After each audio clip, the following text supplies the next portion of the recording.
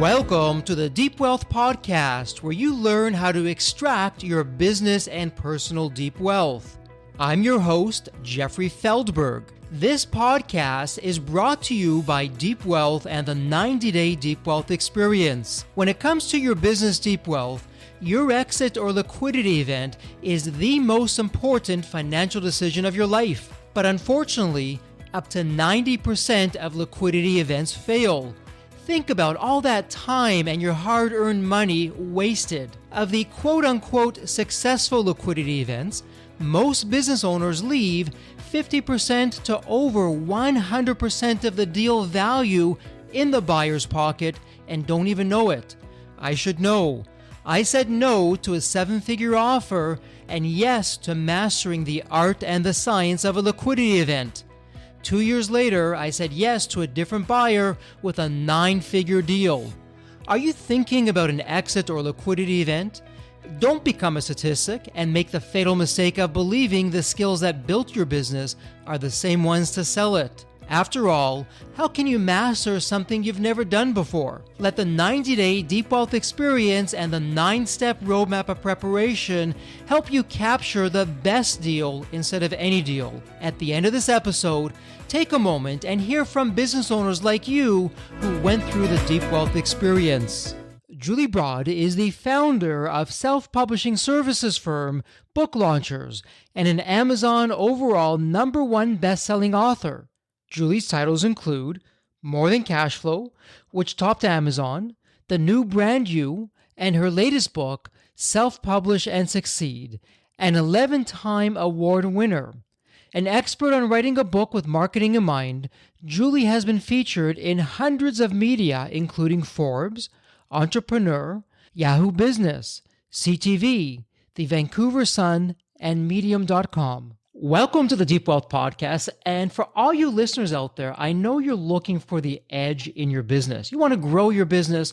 You want to establish that social proof for your clients. And then when it comes time for your exit or liquidity event for your future buyers and investors, how can you do that? How can you be different than everyone else? How can you cut out that noise and really be it? You're the it person.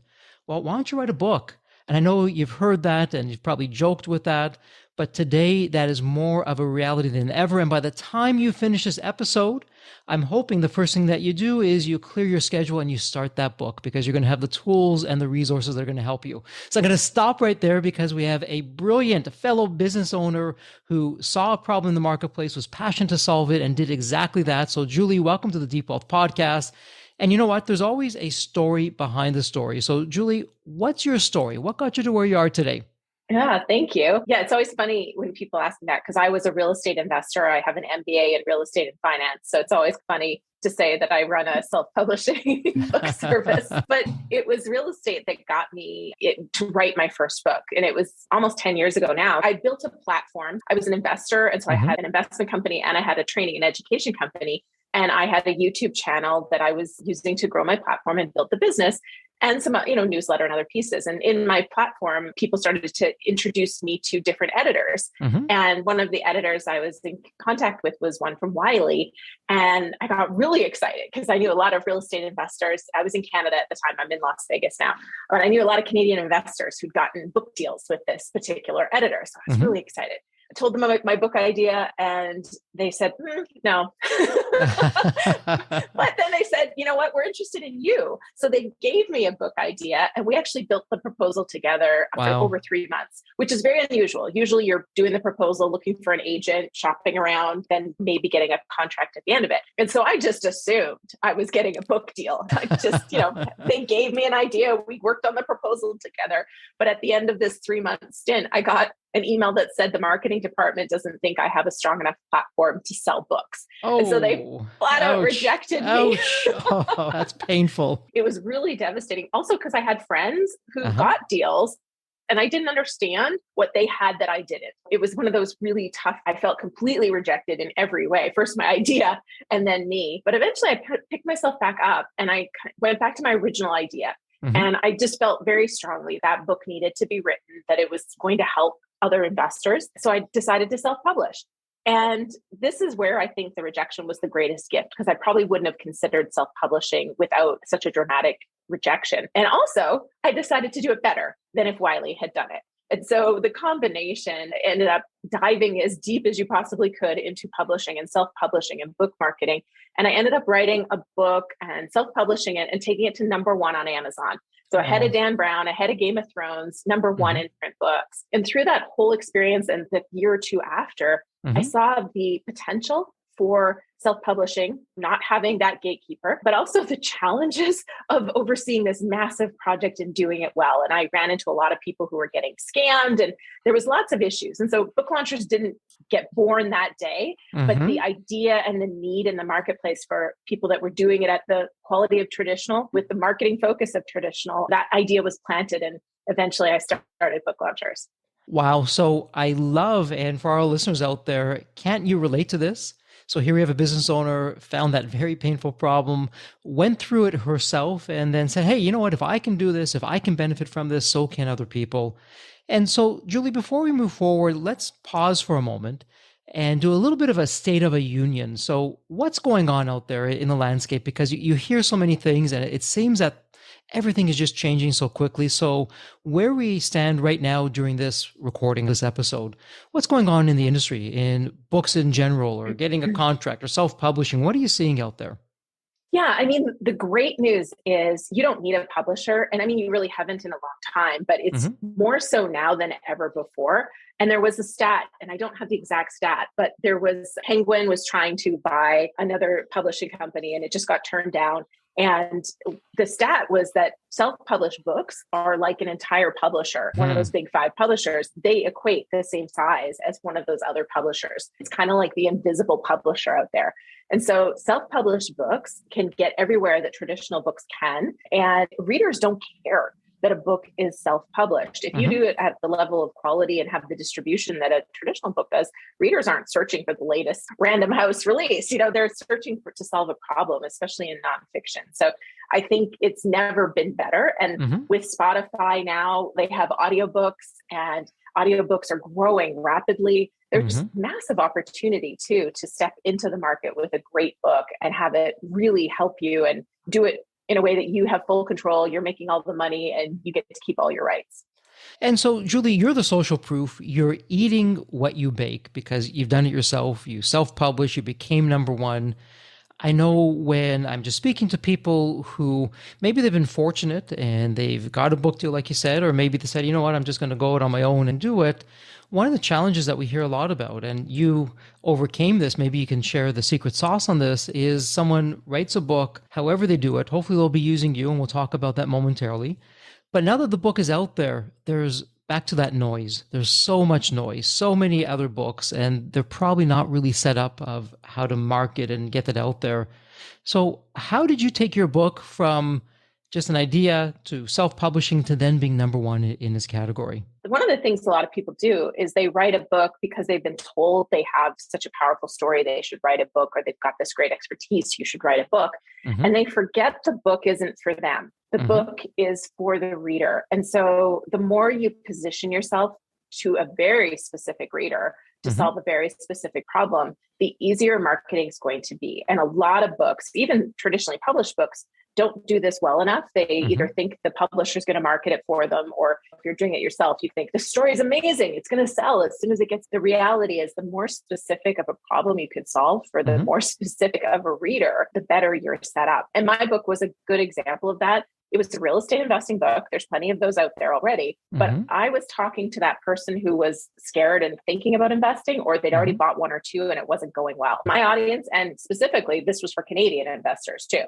So it was a very small market, but it was a market that nobody had talked to. Everybody was telling them how to get rich. Nobody in real estate, nobody was telling them, hey, here's the practical life decisions you need to make so that you don't ruin your life by buying the wrong property. And I had some dramatic stories. I owned a crack house, which I didn't intentionally own a crack house. It became a crack house. I had a property manager rob rent money from me. I paid for a roof that never got repaired because I was in a different province. I didn't know to get pictures, before and after pictures, to make sure I trusted people. So I had stories of how certain decisions can lead you down the wrong path, but nobody talked about those things. Again, it was a very small little piece of the pie, But realtors and mortgage brokers were so excited to have a practical book that wasn't about getting rich, that didn't have schemes. And that's how my book went to number one. I had a network of people that I had built over being in real estate for 10 or 11 years at that time, but they were really excited to have a practical book that they could give to their clients. And so a lot of them bought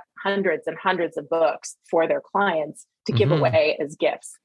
Wow, what a terrific story. And talk about really you zeroed in on a very specific issue on a market that was being overlooked, underserved, and you're only too happy to obviously educate them and really make a difference. So some great advice, all you listeners out there who are thinking about doing something with a book. Julie gave some great examples of what you should be thinking about in terms of how to do it. But Julie, let's talk about how to do it in the writing side of things now, because this is where the rubber hits the road. And I would suspect you can tell me that the failure rates are probably just people left to their own devices. It's probably not going to happen. Good intentions, no outcome, or wasted time. So with book launchers, can you walk us through? I walk up to book launchers or come to you online and say, hey, I got this idea. Can you help me with that? What's your secret sauce? What's your system here? Yeah, I mean, the first thing that I want to understand is who is that reader? And if you tell me it's everybody, or even if you tell me it's women between the ages of 20 and 60, I get those kind of answers a lot. We have to hit pause before we're going to start working on a book, because we really need to know who that reader is and as specific as possible. And often it's not even demographics, right? Like I can't even tell you who demographically was the audience of the book that did so well, because I suspect they were all over in the demographic range, male, female, all ages. But what they shared was a common problem, and they were seeking a common type of solution. And so the more you could get into the head of that reader and understand, what's keeping them awake at night? What are their dreams? What are their hopes? That's where you want to hone in. And so that's where we have to start. The idea is one thing, but it's more who's this reader and how do you want to help them? And then the idea can come out of that. And so that's where we start. We take an approach of starting to think about marketing right from the beginning. So most of our clients will either work with a writing coach and they'll also right away get an author brand and book positioning call with our marketing team, because we're going to start talking and thinking about marketing right from the very beginning. So that's really what makes us very different than anybody else out in the market, is that we layer marketing in to the entire process, so that when you launch your book, you already have full marketing plan, but also your book is ready. It's positioned. It's got the language that you need to appeal to your reader. And that all starts in that writing phase. Wow, Julie, so much to unpack there. For our listeners, did your ears perk up? Julie, you said something that is really big with us here at Deep Wealth. And you said, hey, what keeps you up at night? And for us, that we call that question an X factor that insanely increases the value of your business. Whereas business owners, we ask prospective clients, hey, what's keeping you up at night with your business? So the fact that's at the heart of your strategy is really reassuring to hear. And for all our listeners out there, one of my favorite questions is, how can you master something that you've never done before? Of course you can't. You need the right team around you. You're not going to have a liquidity event on your own. You're going to get all the right advisors. Why would you expect to write a book on your own? And Julie, what I'm hearing you say is before pen goes to paper, you have a whole marketing meeting and there's a team around the author. Okay, who's the target market? What are the demographics? What's the marketing message going to be? And you're coming up with a whole plan before you even begin. Am I correct in that? Yeah. And I mean, we even have a download that I'm happy to give you the link to give your listeners. And it's 7 steps to write a book that's set up to sell. And you don't start writing until step 6. There's a lot of really important things. And a lot of people will get inspired and start writing a book. And that's usually where we get a book that I equate to a house being built without a blueprint. Like nothing is in the right place. The entire thing needs to be gutted to put the wiring and the plumbing in the right spot so everything can actually work. And that's what it's often like if you don't have a plan. So, our 7 steps people can get at booklaunchers.com/7 and then the word steps. That's just a workbook to help you. And you'll see that you don't actually start writing until you've got the blueprint in place so that you build a house, or a book in this case, that is set up to achieve your goals and appeal to your reader. So Julie, what are you saying? That the ready, fire, aim, there's something wrong with that approach? We shouldn't be doing that? Is that what you're saying? Well, I mean, I am the quintessential entrepreneur, so I am used to doing that. I leave a trail of wreckage behind me, and I have wonderful people on my team who clean up after me. So, in theory, you can do that, and we do take books at book launchers that have been drafted, and we'll take them and put them in editing. What I think people need to prepare themselves for, though, is the fact that you have created wreckage in your trail, which is fine, but don't expect your book to be launched in 4 or 5 months, because we're probably going to have to go back and rebuild a lot of things. So yeah, I mean, I'm an action taker. I'm not going to tell somebody to not do that because I have done it. But I am going to emotionally prepare you for the fact that there's a lot of work. If you do write a book without a plan, the editing will be just as hard as the writing was, and you have to do it. Absolutely. And speaking of mistakes, I know from my own experience, some of my biggest lessons, my biggest insights come right off of my biggest failure, which ironically enough leads to a huge success. Painful process, not pleasant going through, but it seems that oftentimes that's needed. So when it comes to actually writing a book, so you just shared, okay, hey, you know what? We have the 7-step process. Step number 6 is only then that you begin to put the book together. When it comes time to putting the book together, let's talk about, again, what not to do, because that's as important of knowing what to do. So for most business owners out there who are thinking, yeah, you know what, Julie, yeah, sure, great story. I'm sure you have a good company, but how complicated could this be? I got a great marketing team at the company. They'll market the book. I'm going to write the book on my own. And you and I are both going to be on the same page of, hey, don't waste your time. Don't waste your effort and your money. Stop. But that said, why not do that? I mean, what would be the common mistakes? Is there 1 or 2 mistakes that you just see time and time again where it's in the wastebasket and they're starting from scratch again?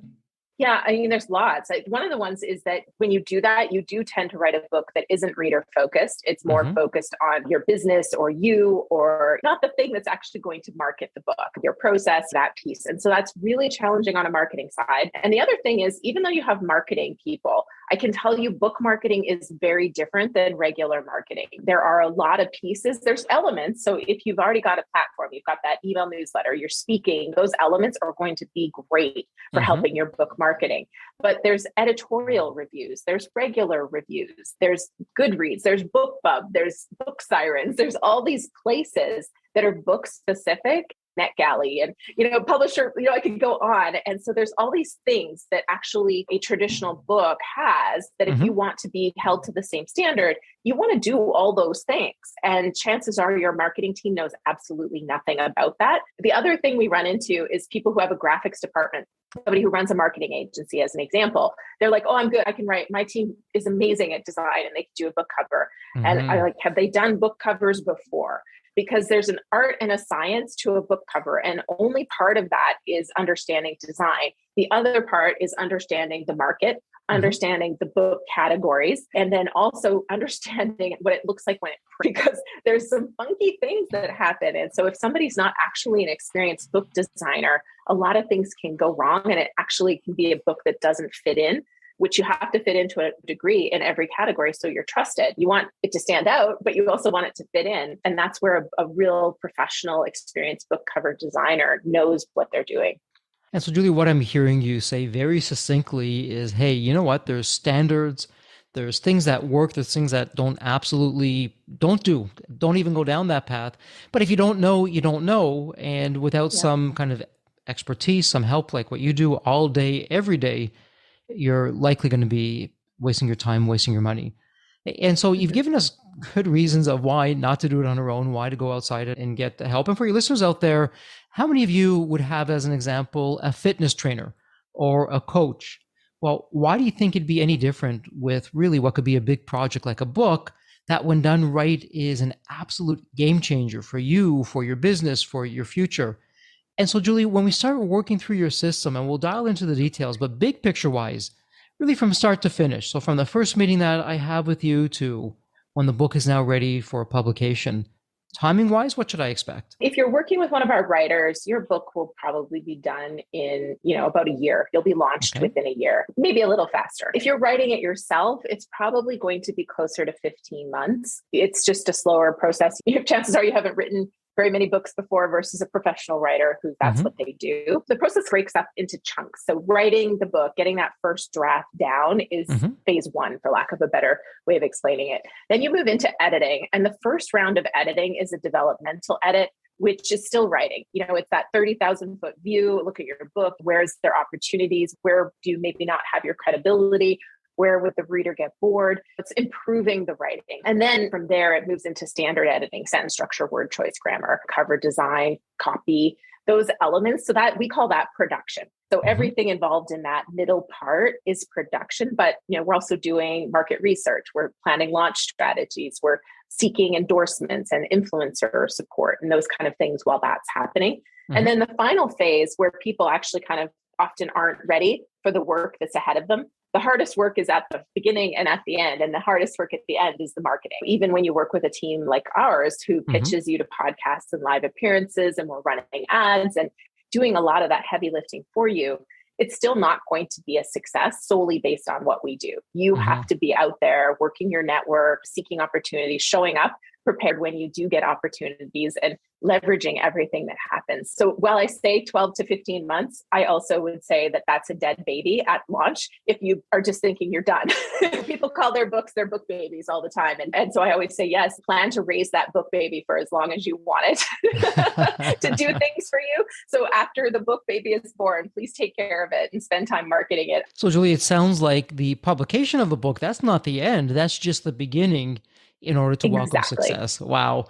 Now, you said something interesting, and I'd love to find out more about this. You said that either a client can hire a writer and have the professional writer do the book, or on the flip side, the client can write the book. So what's going on with the writer? How does that process work? All this information is in my head, as an example. How do I get that to a third party who now is going to write a book? And I presume it's going to be in my name. How does all that work?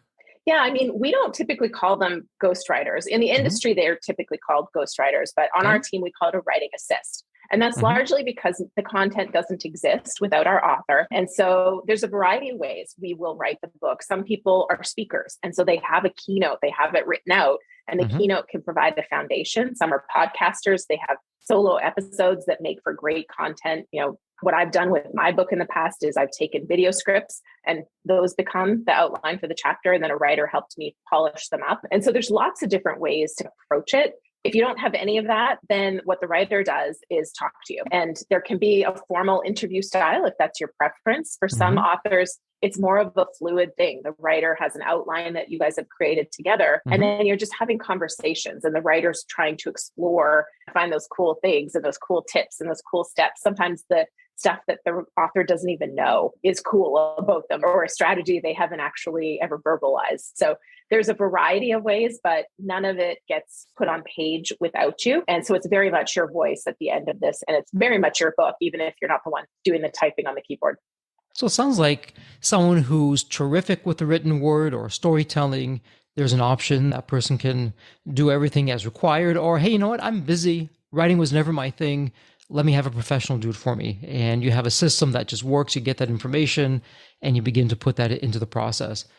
And so when going through that, Julie, how does it work in terms of your team? Because your team, they're the experts. You're doing this all day, every day.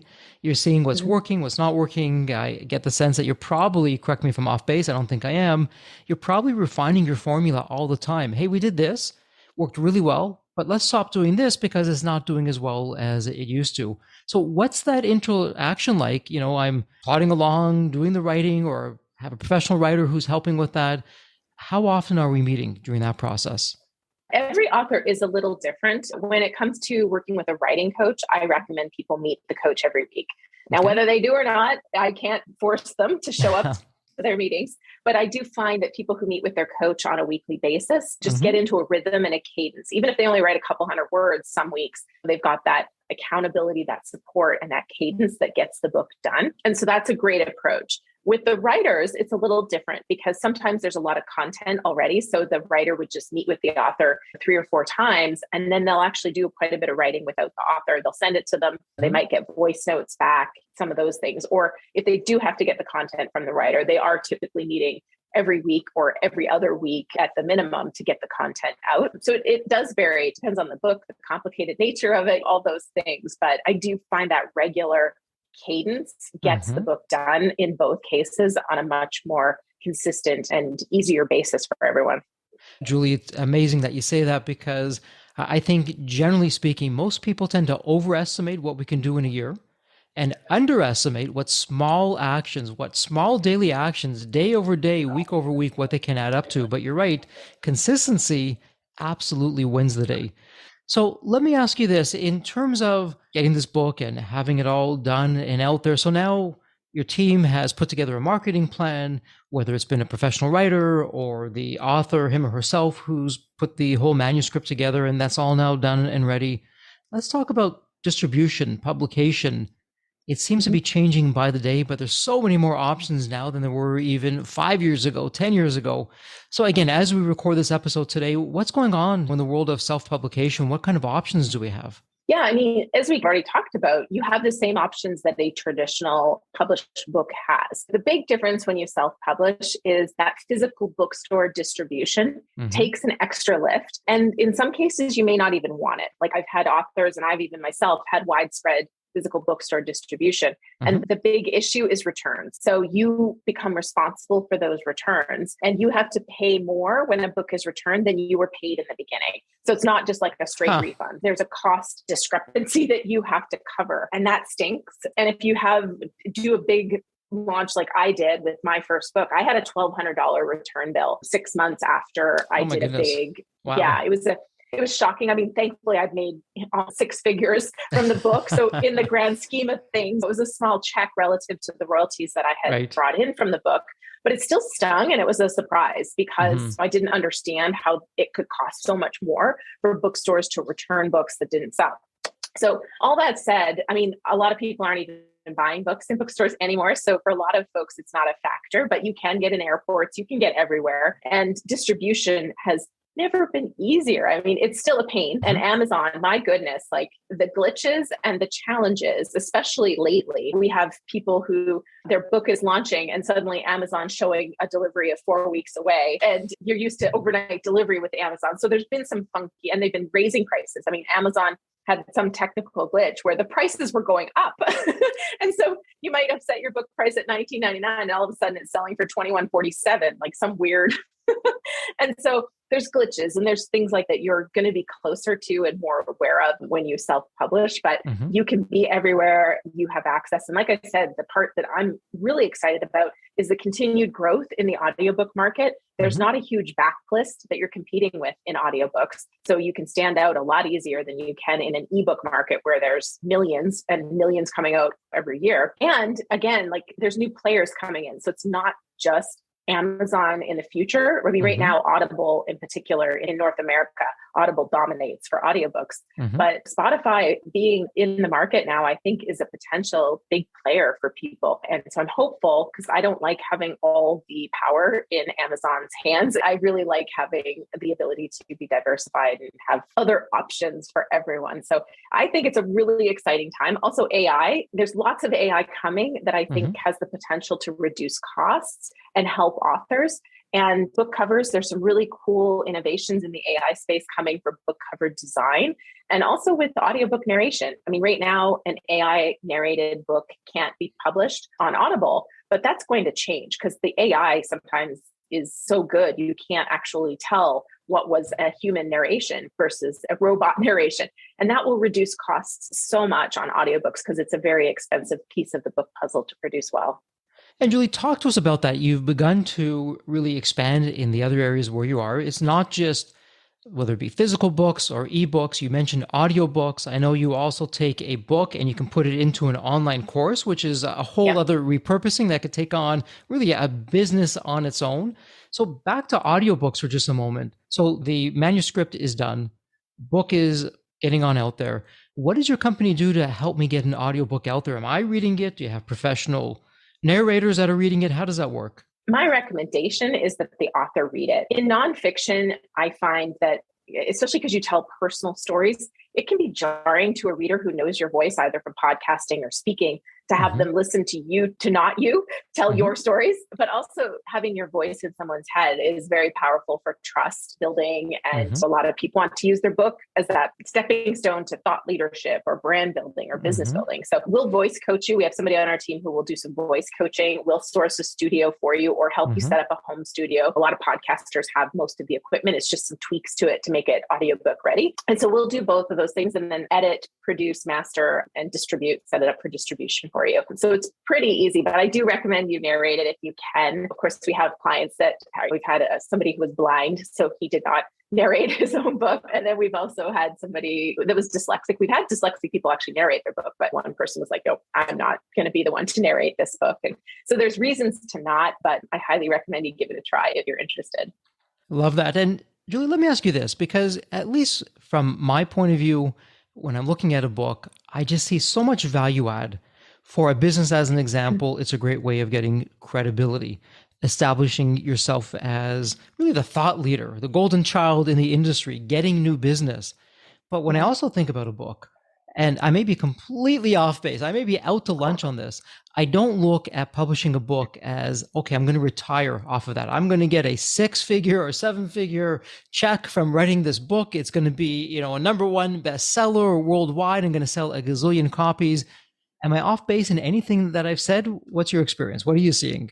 Yeah, I mean, the majority of our clients are definitely not retiring. I mean, even my first book, having done well, I still generate money from that book, but like we're talking $300-400 a month from that. I mean, I'm not retiring off of one book.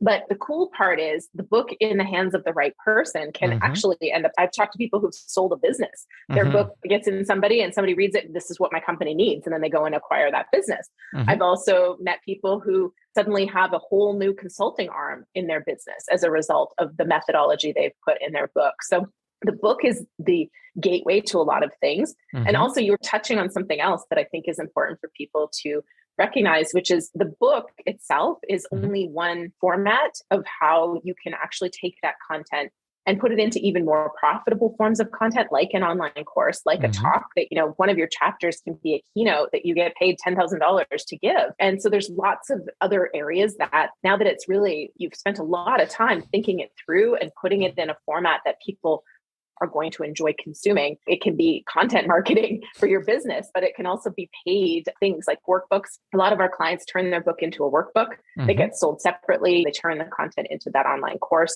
like I said, a talk. So there's lots of other formats and uses of that one piece of content that you put a lot of time and effort into.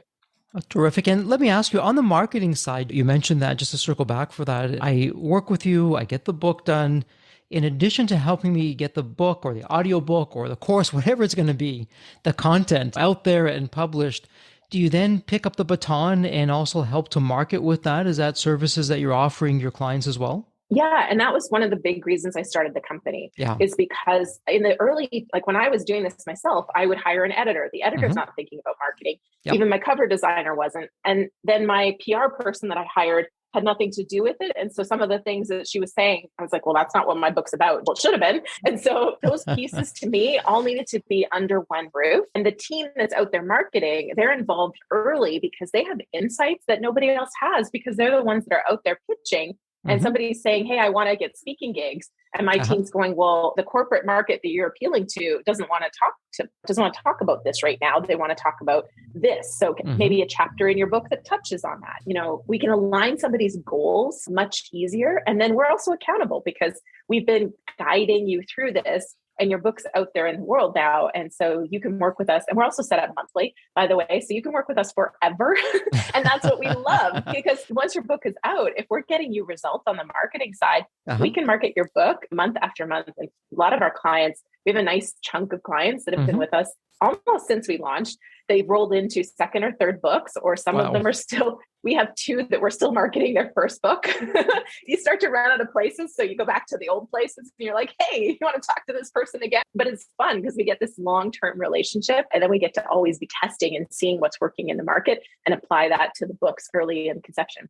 So not to oversimplify, but to simplify, it sounds like it could almost be, once the book is done, set it and forget it.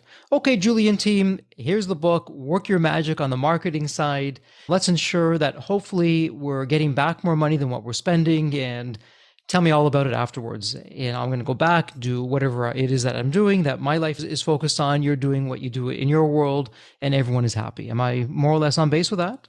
Sort of, because I think the big thing is that we're not usually, the marketing that we do doesn't Mm-hmm. often sell enough books to be like a set it and forget. But what we do is get the opportunities for an author that our savvy authors turn into conference speaking engagements, or they turn it into consulting or new clients, or, Okay. those kind of things. So they still have to be very active in order to get a really strong ROI from it. I think we actually only have one client who we're essentially just running ads for his book now. And he does really well. His book just performs incredibly well off of ads, but that's rare. With hundreds of books under our belt, ads don't sell the books over time well enough for the majority of our clients. There's active participation from the author to really leverage the opportunities that we are able to get as a result of their book.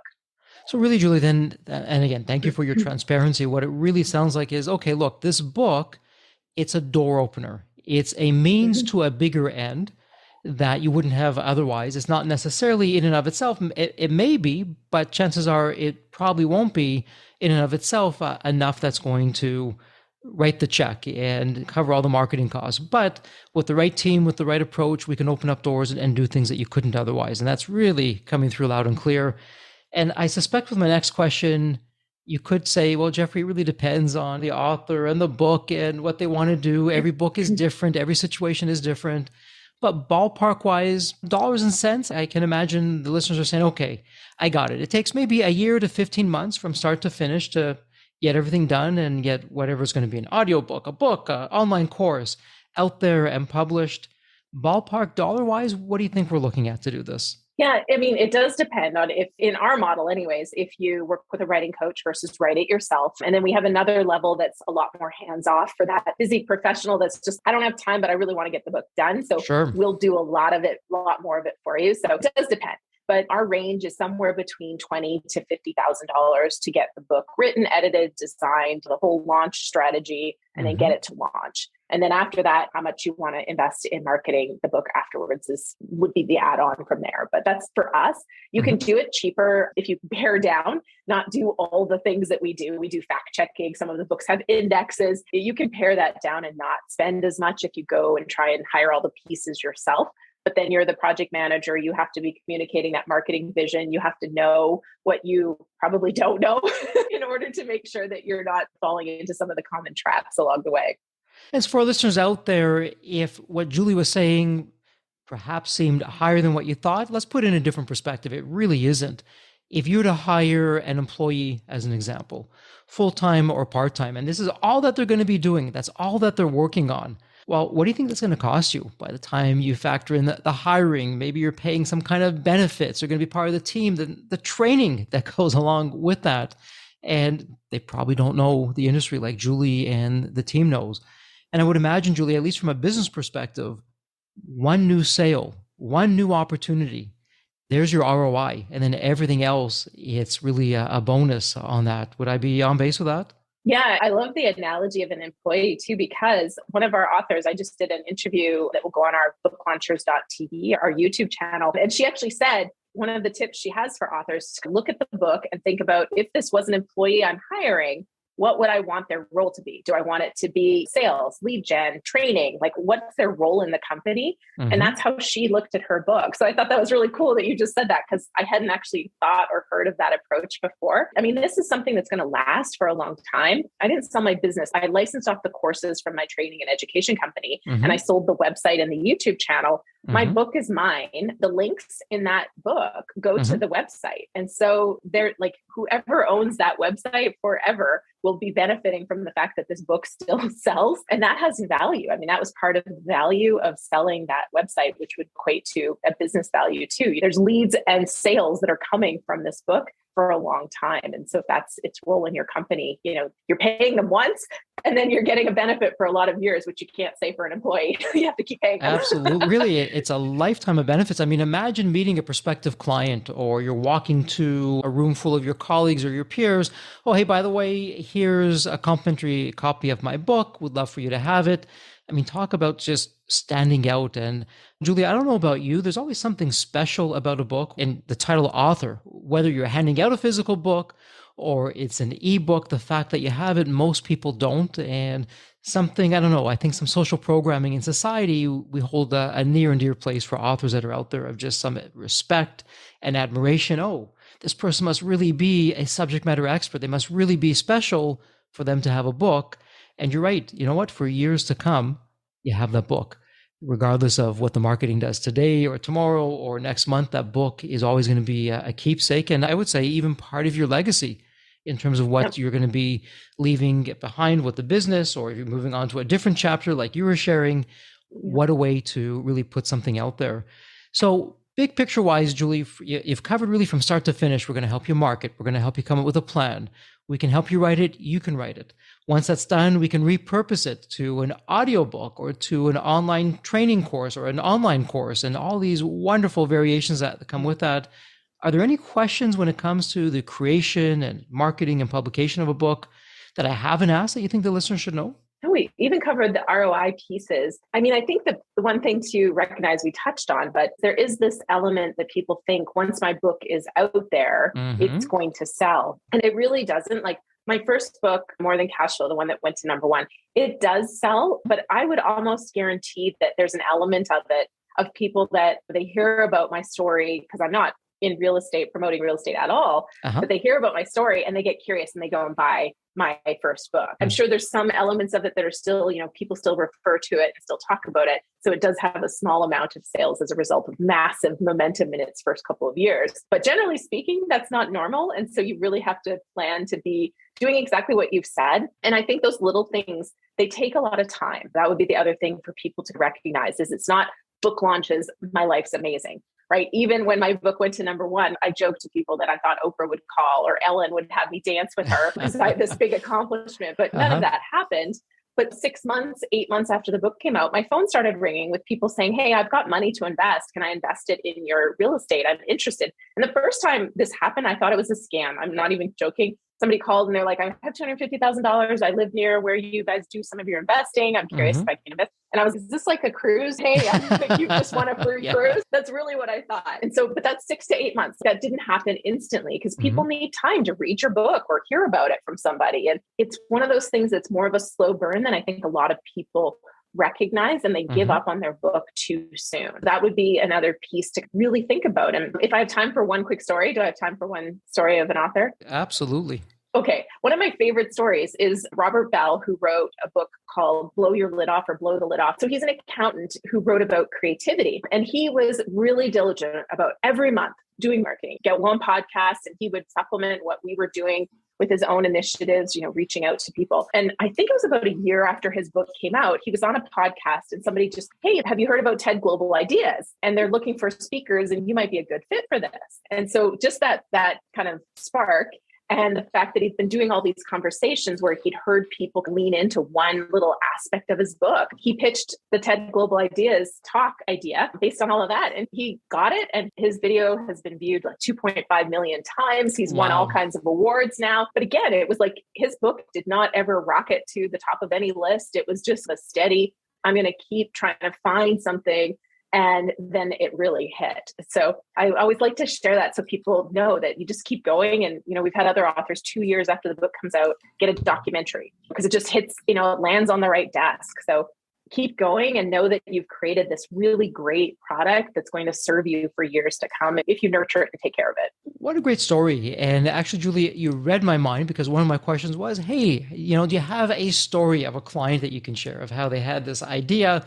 Maybe they didn't know where to start, what to do, but book launchers saved the day and got them out there, and you shared Robert's story. Is there another story that comes to mind that you can share with us?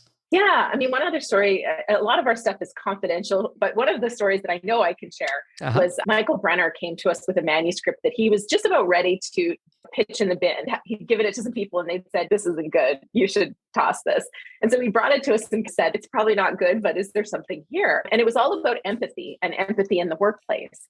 And it was actually really cool because he'd had, I don't remember the exact numbers, but like 42 different jobs. And what he kept seeing was people thought they had to be mean to get results from their team. And he believed that empathy was actually the answer. But it was, who's going to buy a book on empathy? Like the people who really need it are not going to buy it. And so we read it and we looked at it and we were like, actually, this is really cool. It just needs repackaging. And so we worked with him to come up with the idea of Mean People Suck.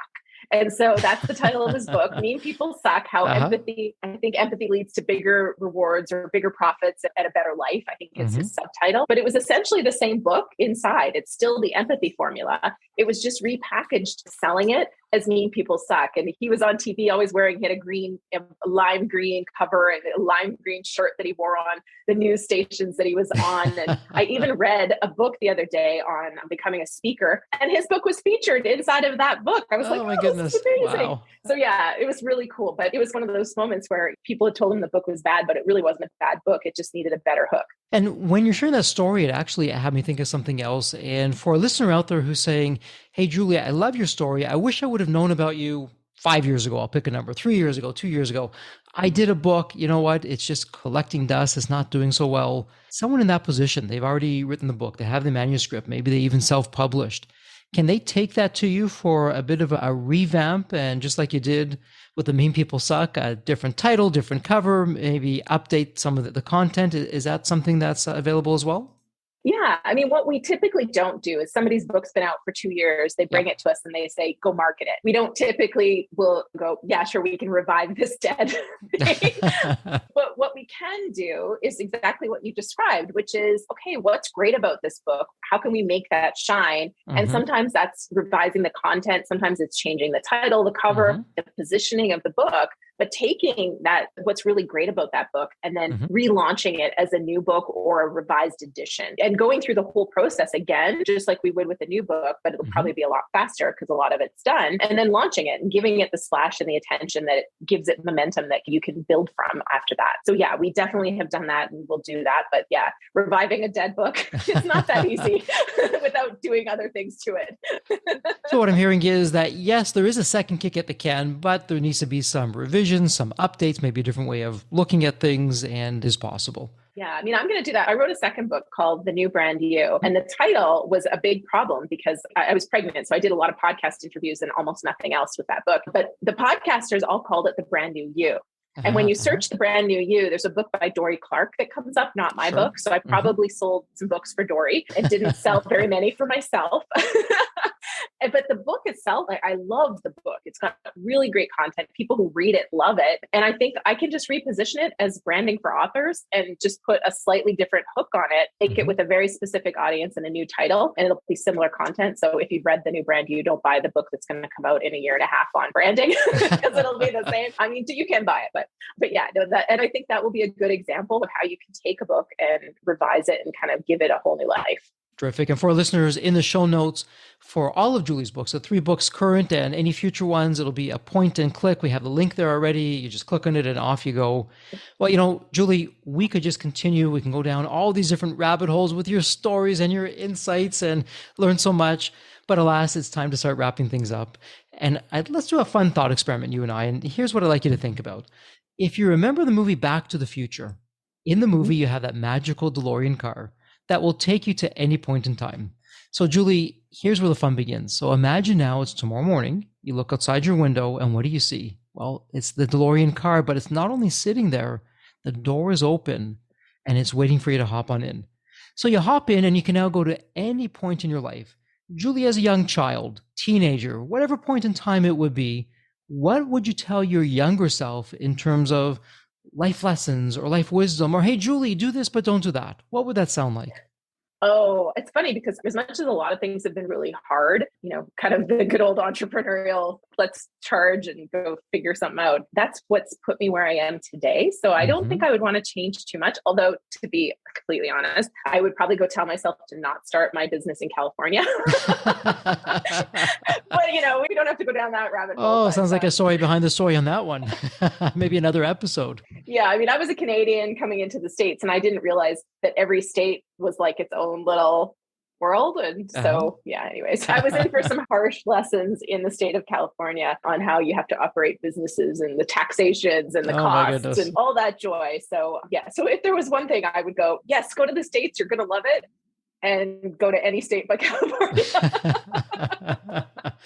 Well, it looks like you got your PhD from the School of Hard Knocks on that one, and words to the wise. But I also like your other piece of advice. Hey, some of my so-called mistakes or blunders, that's what got me to where I am today. So I wouldn't want to change that. And Julie, what's interesting, you're in really good company.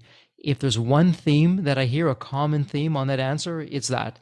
Love who I am, love where I am, wouldn't want to change a thing. So let's just leave it as is and let things roll as they are. And I think that's some terrific advice that you're sharing for the audience. Yeah, thank you. So before we wrap this up, Julie, for our listeners that want to reach you online, they want to learn more, maybe even begin the process of exploring, hey, I'm going to write a book and Julie and her team are going to help me with that. Where's the best place that they can reach you? Yeah, the resource we shared already, thebooklaunchers.com/7 steps. That does two things. That gets you started. That also gets you my email address. So when you download that, you get a reply email with the download. So you can then hit reply and ask me questions and connect. And I also encourage people to check out my YouTube channel, booklaunchers.tv. I put a lot of heart and passion and information into those videos. And there's more than 400 on writing, publishing, and marketing books on there. Wow. Yeah. Love that. And we're going to have all that in the show notes. It cannot get any easier for our listeners. It's point and click. It's all there. We'll have everything in there. Well, listen, Julie, this is an official wrap for the episode. A heartfelt thank you for your insights, your wisdom, your transparency, for all of it. We're walking away so much better than we did when we walked in. And as we like to say here at Deep Wealth, please continue to stay healthy and safe. Thank you. The Deep Wealth experience was definitely a game changer for me. This course is one of the best investments you will ever make, because you will get an ROI of 100 times that. Anybody who doesn't go through it will lose millions. If you don't have time for this program, you'll never have time for a successful liquidity. I mean, it was the best value of any business course I've ever taken. The money was very well spent. Compared to when we first began, today I feel better prepared, but in some respects, maybe less prepared, not because of the course, but because the course brought to light so many things that I thought we were on top of that we need to fix. I 100% believe there's never a great time for a business owner to allocate extra hours into his or her week or day. So it's an investment that will yield results today. I thought I will reap the benefit of this program in 3 to 5 years down the road. But as soon as I stepped forward into the program, my mind changed immediately. There was so much value in the experience that the time I invested paid back so much for the energy that was expended. The Deep Wealth experience compared to other programs is the top. What we learned is very practical. Sometimes you learn stuff that is great to learn, but you never use it. The stuff we learned from Deep Wealth experience, I believe is going to benefit us both. I've done an executive MBA. I've worked for billion-dollar companies before. I've worked for smaller companies before I started my business. I've been running my business successfully now for getting close to a decade. We're on a growth trajectory. Reflecting back on the Deep Wealth, I knew less than 10% what I know now. Maybe close to 1% even. Hands down the best program in which I've ever participated. And we've done a lot of different things over the years. We've been in other mastermind groups, gone to many seminars, workshops, conferences, retreats, read books. This was so different. I haven't had an experience that's anything close to this in all the years that we've been at this. It's 5-star, A+. I would highly recommend it to any super busy business owner out there. And Deep Wealth is an accurate name for it. This program leads to deeper wealth and happier wealth, not just deeper wealth. I don't think there's a dollar value that could be associated with such an experience and knowledge that could be applied today and forever. Are you leaving millions on the table? Please visit www.deepwealth.com deepen.com/success to learn more. If you're not on my email list, you'll want to be. Sign up at www.deepwealth.com/podcast. And if you enjoyed this episode, if it added value, if you walked away with some new insights and strategies, please leave a review on your favorite podcast channel. Reviews help us reach new listeners, grow the show, and continue to create content that you'll enjoy. And as we wrap up this episode, as always, please stay healthy and safe.